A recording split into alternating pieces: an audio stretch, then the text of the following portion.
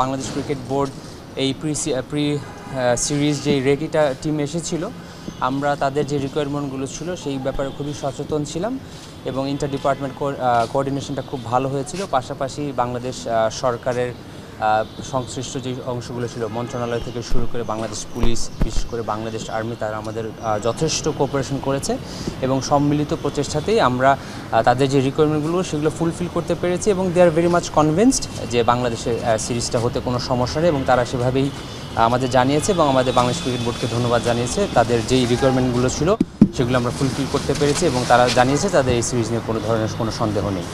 না, তাদের রিকোয়ারমেন্ট ছিল তারা আমাদের সিকিউরিটি সিচুয়েশনগুলো দেখতে চেয়েছিল। এই সিরিজের ভেন্যু এটা বাংলাদেশ ক্রিকেট বোর্ডের ডিসিশন। বাংলাদেশ ক্রিকেট টিমের সাথে আলোচনা করি আমরা নর্মালি ভেন্যুগুলো সিলেক্ট করি। তো এই ভেন্যুর ব্যাপারে ওদের কোনো রিকোয়ারমেন্ট ছিল না।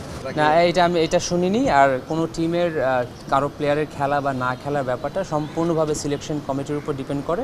তো টিমের সিলেকশনের ব্যাপারে সিলেকশন কমিটি যেটা ডিসিশন নেবে সেই অনুযায়ী তো দল হয় সচরাচর।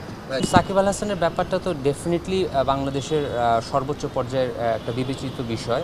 তো মাননীয় ক্রীড়া উপদেষ্টা এই ব্যাপারে কথা বলেছেন, মাননীয় বোর্ড সভাপতি এই ব্যাপারে কথা বলেছেন।